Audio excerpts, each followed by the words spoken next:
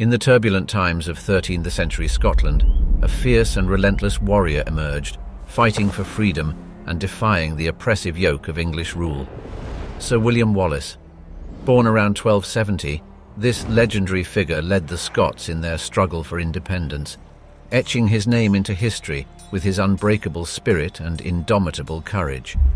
But as the tides of fortune turned, the hero found himself facing the merciless wrath of King Edward I of England, a ruler determined to crush the Scottish rebellion. On August 23, 1305, the once great warrior met a grisly and brutal end, subjected to the horrifying torture of being hanged, drawn, and quartered. Wallace's shattered remains were displayed as a chilling warning to those who dared to challenge the English crown. As the Scottish poet Robert Burns so eloquently penned, "Lay the proud usurpers low, tyrants fall in every foe, liberties in every blow, let us do or die." Join us as we delve into the life and tragic execution of William Wallace, exploring the extraordinary story of a man who became a symbol of freedom and defiance. Welcome to the diary of Julius Caesar. A hero's beginnings, the making of William Wallace. Born in the late 13th century, around 1270, William Wallace's early life was a fascinating journey that would pave the way for his legendary status as a Scottish freedom fighter. The exact details of his birthplace and upbringing remain debated among historians. However, it is generally believed that he was born into a family of minor Scottish nobility, the Wallaces of Elderslie, in what is now the town of Renfrewshire. Wallace's father, Sir Malcolm Wallace, was a small landowner and a knight, while his mother, Margaret, was a strong-willed woman whose influence on young Wallace was profound. Growing up in a time when tensions between Scotland and England were high, Wallace was raised with a deep love for his homeland and a strong sense of justice. His family's noble standing allowed him to receive a proper education, which included learning to read and write, as well as mastering the art of combat. It is said that William was particularly skilled with the longbow and sword, thanks to his imposing stature, standing at a height of 6 feet 7 inches according to some accounts. These skills would later prove invaluable during his fight against English tyranny. Wallace's childhood was also shaped by the stories and legends of his ancestors, who fought for Scottish freedom in earlier times. One such ancestor was Richard Wallace, who supposedly fought alongside King David I in the 12th century. The young Wallace's life took a dramatic turn in 1286, when Scotland's King Alexander III died suddenly, leaving no direct heir to the throne. The ensuing power vacuum led to a period of political instability known as the Great Cause, which saw various Scottish nobles vying for control. Sensing an opportunity to expand his rule, England's King Edward I stepped in to arbitrate the succession dispute, eventually imposing his own choice of John Balliol as the King of Scotland. However, Edward's ambitions didn't stop there. He began to undermine the Scottish monarchy, demanding fealty from its nobles and attempting to exert control over the country. This growing English influence fueled resentment among many Scots, including Wallace and his family. In 1296, Edward's forces invaded Scotland, starting the First War of Scottish Independence. This invasion would serve as the catalyst for Wallace's transformation into a national hero. One story from Wallace's early life, which illustrates his strong sense of justice and his defiance against English rule, involves an encounter with English soldiers. While visiting the market town of Lanark, young Wallace got into an altercation with a group of English soldiers over the price of a fish. The situation escalated, and Wallace, being an expert in combat, killed one of the soldiers before fleeing the scene.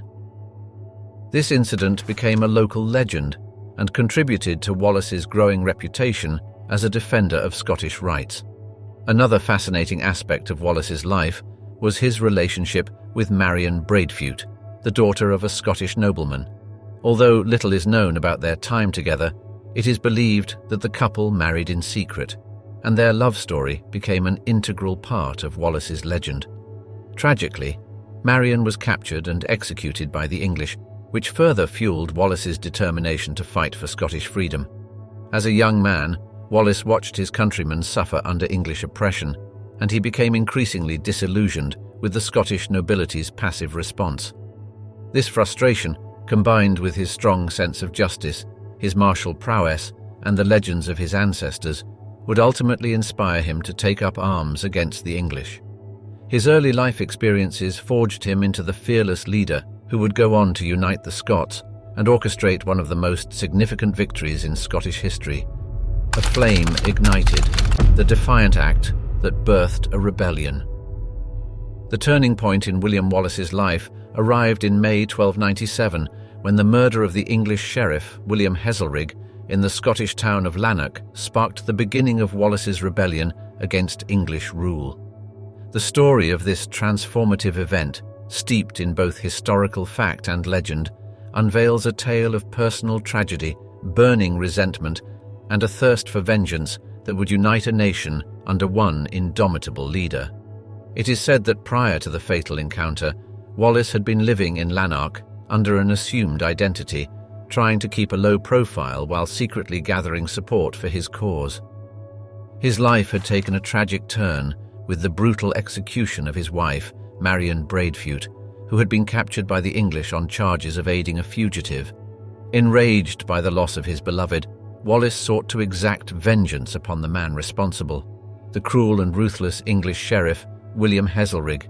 Heselrigg was a particularly brutal figure, known for his harsh methods of enforcing English rule and subjugating the Scottish people. He was notorious for imposing heavy taxes, seizing Scottish lands, and inflicting terrible punishments upon those who dared to defy him. As the representative of King Edward I's oppressive regime, Heselrigg became a symbol of everything Wallace despised. In the darkness of the night, Wallace and a small group of loyal supporters hatched a daring plan to infiltrate the town of Lanark and assassinate Heselrigg. Under the cover of shadows, they scaled the walls of the town, avoiding the watchful eyes of the English guards. Once inside, the group split up, with some members creating a diversion to draw the guards away from Heselrigg's residence. Wallace, along with his trusted allies, made their way to the sheriff's quarters. Upon discovering Heselrigg, a fierce confrontation ensued. Wallace and his men fought bravely, their hearts fueled by the desire for justice and retribution. It is said that Wallace himself delivered the fatal blow to Heselrigg, avenging the death of his wife and striking a powerful blow against the English oppressors. The assassination of Heselrigg sent shockwaves throughout Scotland and England alike. For the Scottish people, it was a symbolic act of defiance, demonstrating that the English could not wield their power without consequence. Wallace's daring act of vengeance resonated with many Scots who had grown weary of living under the yoke of English tyranny.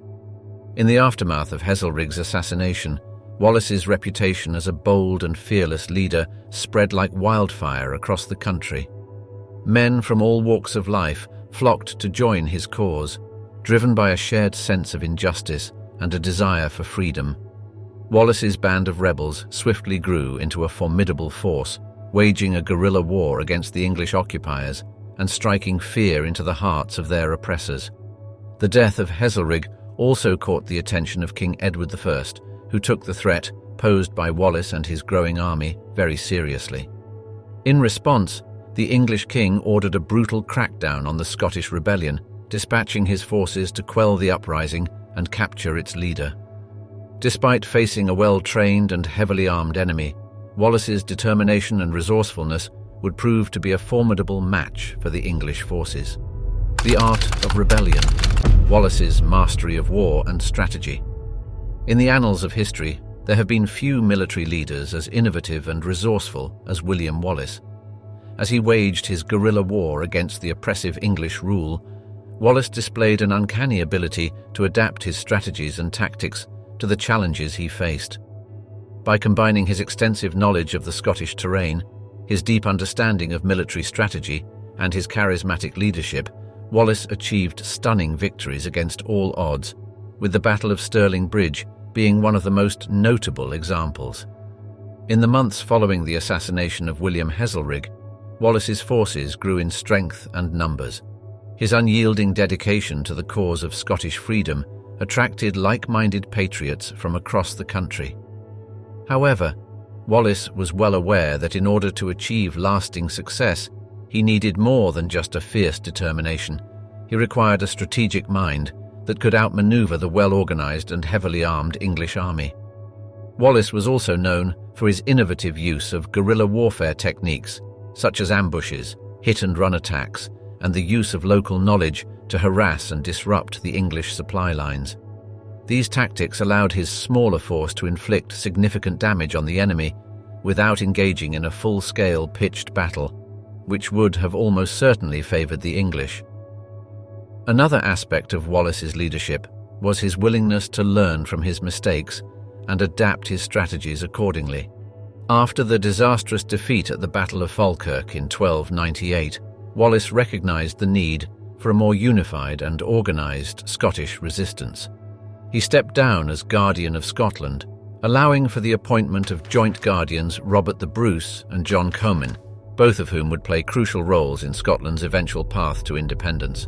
The turning tide, unraveling the mastery behind the Battle of Stirling Bridge. The Battle of Stirling Bridge stands as a testament to William Wallace's military genius and the indomitable spirit of the Scottish people.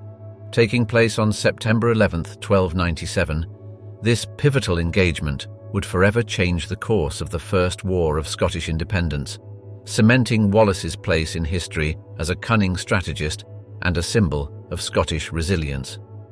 To fully appreciate the brilliance of this battle, it is essential to delve into the intricate details that led to the Scots' triumphant victory.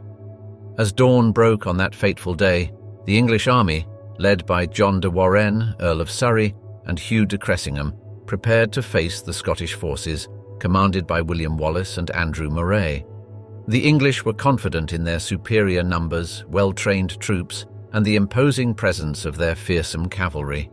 Yet, unbeknownst to them, Wallace had devised a plan that would turn their very strengths against them.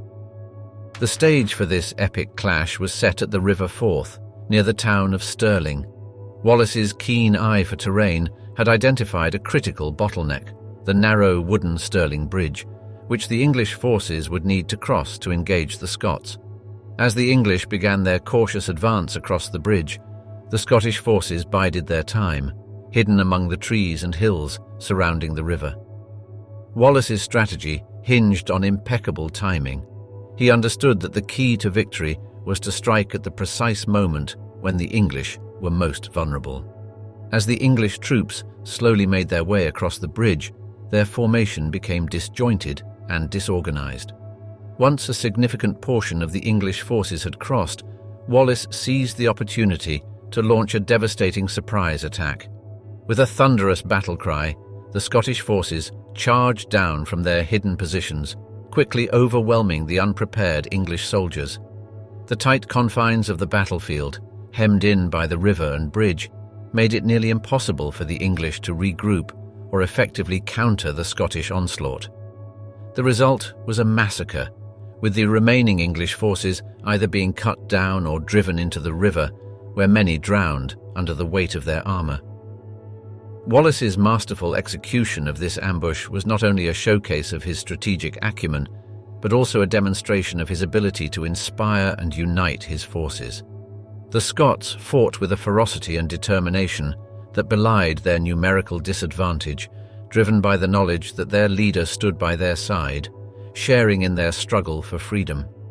It is said that during the battle, Wallace himself fought with the same intensity as his men, wielding a massive two-handed sword that would later become a symbol of his legendary status. The aftermath of the Battle of Stirling Bridge was a resounding victory for the Scottish forces, with the English army suffering heavy casualties and being forced to retreat. This stunning triumph dealt a significant blow to English morale and sent a clear message that the Scots would not be easily subdued. The victory also catapulted Wallace into the annals of history, earning him widespread renown as a brilliant military leader and a champion of Scottish independence. In the years that followed, the Battle of Stirling Bridge would be remembered as a turning point in the struggle for Scottish freedom. It served as a rallying cry for the Scots, galvanizing them to continue their fight against English oppression. A nation's heartbeat, the enduring legacy of the Declaration of Arbroath. In the annals of Scottish history, few documents hold as much significance as the Declaration of Arbroath.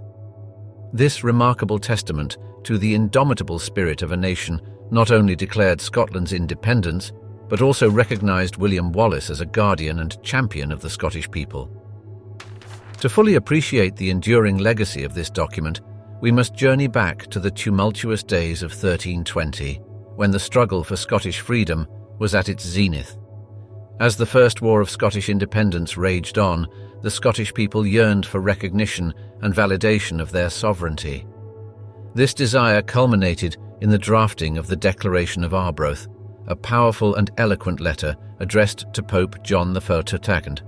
Crafted by a group of Scottish nobles, abbots and bishops under the guidance of Bernard of Kilwinning, the Abbot of Arbroath and Chancellor of Scotland, the declaration aimed to convey the Scottish nation's unyielding determination to preserve its independence and resist English subjugation.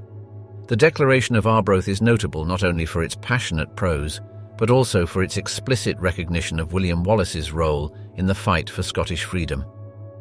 Though Wallace had been captured and brutally executed by the English in 1305, his memory lived on as a symbol of defiance and resilience.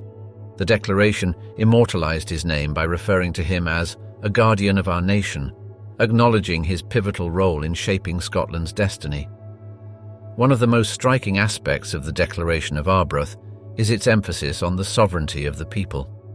The document asserts that the nobles and other signatories have a duty to protect and defend the freedom and rights of the Scottish nation, even if that means opposing their own king. This revolutionary idea, which placed the collective will of the people above the interests of a single ruler, would go on to influence future democratic movements and political thought. The Declaration's eloquent and stirring language has become synonymous with the Scottish struggle for independence. One of the most famous passages reads, "As long as but 100 of us remain alive, never will we on any conditions be brought under English rule. It is in truth not for glory nor riches nor honours that we are fighting, but for freedom, for that alone, which no honest man gives up, but with life itself." This powerful statement captures the essence of the Scottish spirit and their unbreakable resolve to fight for their freedom.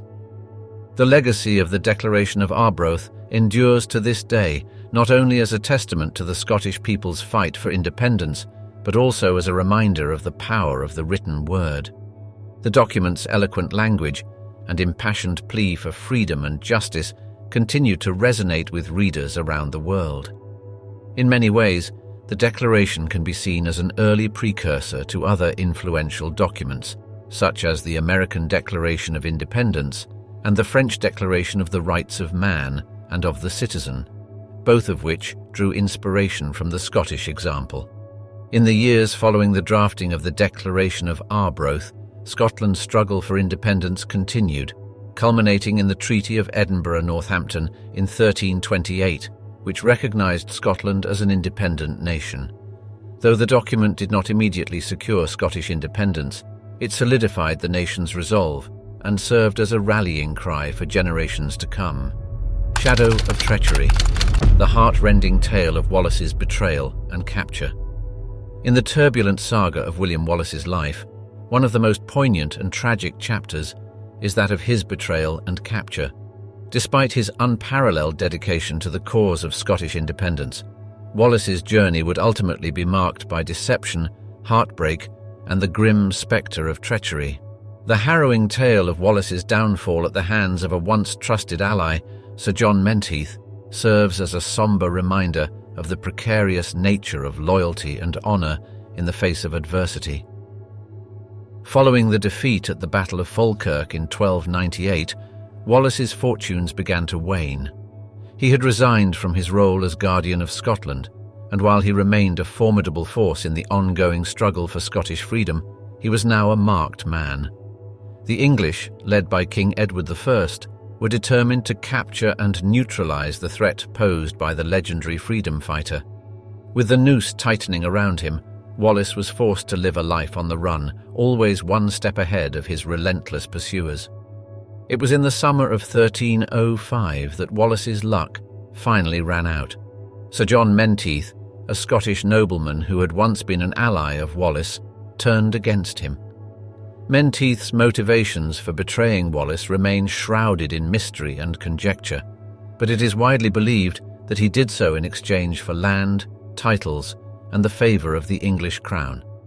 This fateful act of treachery would ultimately seal Wallace's fate, leading to his capture and subsequent execution. The events leading to Wallace's capture are as dramatic as they are tragic. On August 3, 1305, Menteith, acting on information provided by a turncoat within Wallace's inner circle, set an ambush for the unsuspecting freedom fighter near Robroyston, just outside Glasgow. As Wallace and his small band of followers arrived at the pre-arranged meeting place, they were suddenly set upon by Menteith's forces. Caught off guard and outnumbered, Wallace and his men fought valiantly, but were ultimately overpowered. In the aftermath of the skirmish, Wallace was taken into custody and bound in chains, his legendary sword confiscated as a symbol of his defeat. He was then transported to London, where he would face the wrath of King Edward I and the full force of the English legal system. The journey south was a long and arduous one, with Wallace being paraded through the streets of various towns along the way as a grim reminder of the consequences of rebellion. Upon his arrival in London, Wallace was subjected to a show trial where he was accused of treason and crimes against the English crown. Despite the overwhelming odds against him, Wallace maintained his dignity and courage throughout the proceedings, refusing to acknowledge the authority of the English court over him. He is said to have proclaimed, "I cannot be a traitor, for I owe him no allegiance. He is not my sovereign, he never received my homage, and whilst life is in this persecuted body, he never shall receive it." Despite his impassioned defence, Wallace was found guilty and sentenced to a grisly and brutal execution. On August 23, 1305, he was dragged through the streets of London to the site of his execution at Smithfield. There he was subjected to the gruesome fate of being hanged, drawn, and quartered. His remains displayed across the realm as a warning to those who would dare defy the English crown. In the shadow of the crown, the unjust trial and politically motivated charges against William Wallace. In the heart of London, within the confines of Westminster Hall, the fate of William Wallace hung in the balance. The trial that took place here in the late summer of 1305 was as much a theatrical spectacle as it was a legal proceeding. The charges brought against Wallace were calculated and steeped in political motivations, as the English crown sought to make an example of the legendary Scottish freedom fighter. This tragic chapter in Wallace's life stands as a testament to the lengths to which the powerful will go to maintain their grip on authority. From the very outset, the trial was designed to portray Wallace as a dangerous and treasonous rebel. Upon his arrival in London, he was paraded through the streets wearing a garland of oak leaves, symbolizing his status as the king of outlaws. This public humiliation was a clear message to the people. Those who dared defy the might of the English crown would meet a similarly ignominious end. The charges against Wallace were numerous and severe, including treason, murder, and atrocities against civilians. However, the most significant and controversial of these charges was that of treason. It was a charge that Wallace vehemently denied, arguing that he had never sworn allegiance to King Edward I and therefore could not be considered a traitor. His defence fell on deaf ears, as the English court was determined to secure a conviction that would justify the brutal punishment that awaited him. The political motivations behind the trial were evident in the conduct of the proceedings. Wallace was not granted the right to legal representation, nor was he permitted to call witnesses in his defence. The prosecution, meanwhile, was granted wide latitude to present evidence, much of which was of questionable veracity. The verdict was a foregone conclusion, with the presiding judge, Chief Justice Sir Peter Mallory, showing a clear bias against the defendant. The trial also served as an opportunity for the English crown to send a message to the Scottish people and the nobles who supported their cause. By making an example of Wallace, King Edward I hoped to quash any lingering hopes of rebellion and solidify his control over the region. In this sense, the trial was as much a political maneuver as it was a legal one. One of the most poignant moments of the trial came when Wallace, in his defence, passionately declared, "I cannot be a traitor, for I owe him no allegiance. He is not my sovereign, he never received my homage, and whilst life is in this persecuted body, he never shall receive it." This brave and defiant statement, made in the face of certain death, would be remembered as an emblem of the unbreakable spirit of the Scottish people. The trial ultimately culminated in a guilty verdict and a sentence of execution by hanging, drawing, and quartering. This brutal punishment, designed to inflict maximum suffering, was a stark reminder of the fate that awaited those who defied the authority of the English crown. Martyr's agony, the gruesome end, and eternal legacy of William Wallace. As the sun rose over London on August 23, 1305, a chilling mist of dread and sorrow hung in the air. The grim spectre of death loomed large as the city prepared to bear witness to the execution of William Wallace, the legendary Scottish freedom fighter. What awaited him was not a swift or merciful end, but a gruesome spectacle of torture designed to break the spirit of the Scottish people and deter any who dared to defy the iron fist of the English crown. The horrors of that fateful day began with Wallace's journey from the Tower of London to the execution grounds at Smithfield. Bound and shackled, he was dragged through the streets atop a hurdle, a rough wooden frame upon which condemned prisoners were transported. The jeers and taunts of the gathered crowd filled the air as the once proud warrior was paraded through the city like a common criminal. Upon arriving at Smithfield, Wallace was subjected to a series of horrific tortures designed to maximize his suffering. The first of these was the act of being hanged, wherein he was suspended by the neck from a gallows until he was on the brink of death. Just as the darkness began to close in around him, he was cut down, the noose leaving its cruel mark upon his throat. But the torment had only just begun. Next, Wallace was drawn, a brutal process wherein his body was tied to a wooden frame and stretched to its breaking point. As his limbs strained against the unyielding bonds, the tendons and ligaments within them were pushed to the edge of rupture. Yet even this was not enough to sate the bloodlust of the executioners. With Wallace's body broken and battered, they proceeded to the final and most horrific stage of the punishment, the act of being quartered. His abdomen was sliced open, and his entrails were removed while he was still alive. Then, with a series of swift and brutal strokes, his limbs were severed from his body. As the life slowly faded from Wallace's eyes, his remains were displayed for all to see.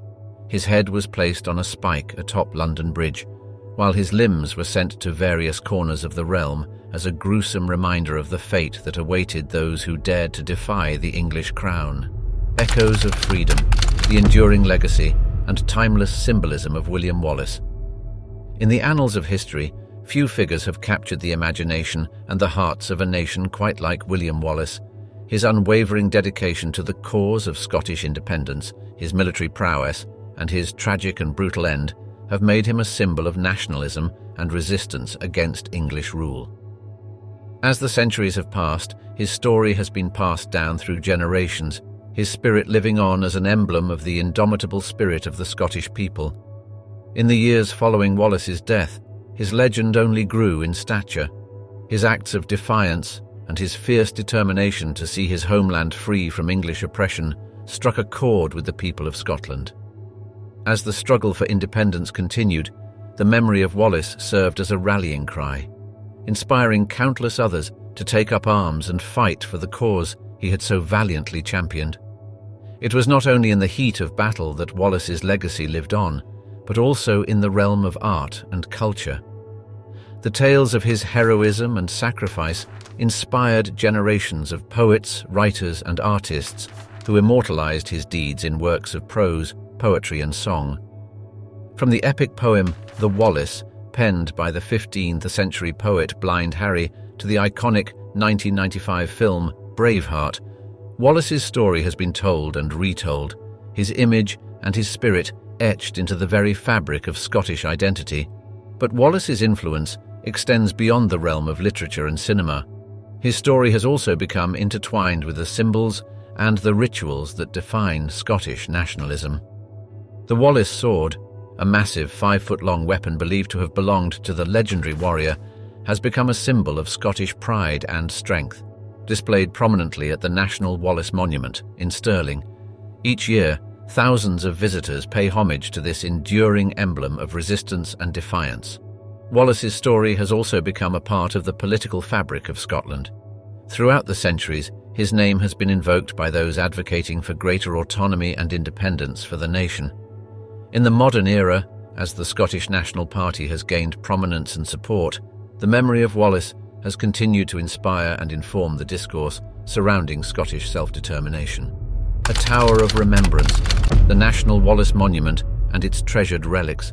Perched high atop the rugged crags of Abbey Craig, the National Wallace Monument stands as a majestic tribute to the memory of Scotland's great hero, William Wallace. This towering sandstone spire, its peak piercing the sky at 220 feet, serves as an enduring symbol of the struggle for Scottish independence and a testament to the indomitable spirit of the legendary freedom fighter. Constructed in the 19th century, the monument's foundation was laid on the 24th of June, 1861, the anniversary of Wallace's famous victory at the Battle of Stirling Bridge. Designed by the renowned architect John Thomas Rochhead, the structure's intricate carvings and Gothic revival stylings pay homage to the rich history and cultural heritage of the Scottish people. As visitors ascend the monument's 246 steps, they are greeted by a series of exhibition rooms that house a treasure trove of artifacts and relics from Wallace's life and times. Among these precious items is the famed Wallace sword, a massive 5-foot-long weapon believed to have been wielded by the legendary warrior himself. This formidable blade, with its storied past and symbolic significance, serves as a tangible link between the present and the distant days of yore, its steel whispering tales of battles won and foes vanquished. The walls of the monument also display a series of intricate stained glass windows, each depicting a scene from Wallace's life or a figure from Scottish history. As sunlight filters through the vibrant panes, casting kaleidoscopic patterns on the stone floor, the air is filled with a sense of reverence and awe, as if the spirits of the past have come to bear witness to the ongoing struggle for freedom and self-determination. At the pinnacle of the monument, visitors are rewarded with a breathtaking panoramic view of the surrounding landscape. From this lofty vantage point, one can gaze upon the very land that Wallace fought to protect. The rolling hills and verdant fields are testament to the beauty and the resilience of the Scottish nation. It is here, amidst the whispering winds and the endless sky, that the true spirit of William Wallace can be felt most keenly, his memory forever etched into the very bedrock of the land he loved. Cinematic heroism, the Hollywood legend of William Wallace in Braveheart. When Mel Gibson's Braveheart burst onto the silver screen in 1995, it introduced a new generation to the stirring tale of William Wallace, the 13th century Scottish hero who waged a relentless battle against English oppression. The film, directed by and starring Gibson, captivated audiences with its thrilling battle sequences, stirring score, and moving portrayal of a man who would stop at nothing to secure the freedom of his people. However, while the movie succeeded in bringing Wallace's legend to life, it also took numerous creative liberties and diverged from historical accuracy in several key ways. One of the most notable discrepancies between the film and the historical record is the depiction of Wallace's background and upbringing. In Braveheart, he is portrayed as a commoner who rises from humble origins to become a heroic leader. In reality, Wallace was born into the lesser nobility and likely received an education that included military training and possibly even the study of Latin. This education would have prepared him for the leadership role he would later assume in the struggle for Scottish independence. The film also takes liberties with the portrayal of key historical figures and events. For example, the character of Robert the Bruce, played by Angus MacFadyen, is depicted as initially betraying Wallace and siding with the English before ultimately having a change of heart and joining the cause of Scottish independence. While it's true that Robert the Bruce did ultimately become a champion of the Scottish cause, the real-life events were far more nuanced and complex than the film's narrative suggests. The romantic subplot involving Wallace and Princess Isabella of France, played by Sophie Marceau, is another significant departure from historical fact. In the film, the two characters share a passionate love affair, with Isabella ultimately betraying her husband, the future King Edward II, to aid Wallace in his fight against English tyranny. The truth, however, is that Isabella was only a child at the time of Wallace's execution, and likely never met him. This fictionalized romance serves as a compelling narrative device, but is entirely the product of the filmmaker's imaginations. Perhaps the most jarring historical inaccuracy in the film is the portrayal of the Battle of Stirling Bridge, a pivotal moment in the Scottish struggle for independence. In Braveheart, the battle is depicted as taking place on an open field, with the two armies clashing in a fierce melee. In reality, the battle was fought on and around a narrow wooden bridge, with Wallace and his forces using clever tactics to outmaneuver and defeat the larger English army. This strategic brilliance is largely absent from the film's version of the battle. Despite these historical inaccuracies, Braveheart remains an iconic and beloved film that captures the spirit and determination of William Wallace and the Scottish people. Its sweeping vistas, powerful performances, and rousing score have etched it into the memories of moviegoers around the world. While it may not be a precise retelling of the events that shaped Wallace's life, it serves as an enduring tribute to the man whose legend has inspired generations of Scots and freedom fighters alike.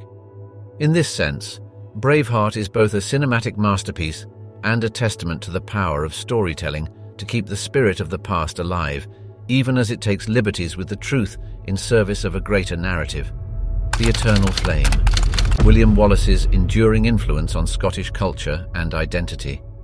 Centuries after his death, the spirit of William Wallace continues to permeate the heart and soul of Scotland, a testament to his unwavering dedication to the cause of freedom and the indomitable strength of the Scottish character. From the realm of art and literature to the ongoing fight for political autonomy, Wallace's story has transcended the annals of history and become an enduring symbol of national pride and perseverance. Wallace's legacy can be found in the rich tapestry of Scottish art, where his image has been immortalized in countless paintings, sculptures, and literary works. Whether it's the epic poetry of Blind Harry's The Wallace or the stunning visual depictions of the hero in battle, the tale of the Scottish freedom fighter has captured the imagination of artists and writers for generations. Through these creative expressions, the story of Wallace continues to be passed down, a living reminder of the sacrifices made and the battles fought to secure the rights and dignity of the Scottish people. The influence of Wallace's story extends far beyond the realm of art, serving as a powerful rallying cry for political movements and calls for greater autonomy within the United Kingdom. As Scotland grapples with the complexities of its place within the modern world, the memory of Wallace's struggle serves as a reminder of the importance of standing up for one's rights and maintaining a strong, unified national identity. Politicians and activists from across the political spectrum have invoked the name of Wallace in their quest for a brighter future for Scotland, a testament to the enduring power of his story to inspire and unite. In addition to its impact on art and politics, the memory of William Wallace is kept alive through a series of annual commemorative events that celebrate his life and deeds. One such event is the Wallace Day celebration, held each year on the anniversary of his execution. This solemn occasion brings together Scots from all walks of life to remember the sacrifices made by Wallace and his compatriots in the fight for freedom. With speeches, reenactments, and other activities, the event serves as both a tribute to a fallen hero and a reminder of the ongoing struggle for self-determination. Another annual event that honours Wallace's memory is the Lanark Lanimers, a week-long festival held in the town of Lanark. This historic celebration dates back to the 12th century and includes a series of events such as parades, performances, and competitions. One of the highlights of the festival is the Wapiti Scoori, a traditional race in which participants chase a ball of twine through the streets of the town. This event is said to commemorate the moment when Wallace killed the English sheriff, William Heselrigg, in Lanark, an act that marked the beginning of his rebellion against English rule. As the sun sets on our journey through the extraordinary life of William Wallace, we are reminded of the indelible mark he left on the heart and soul of Scotland.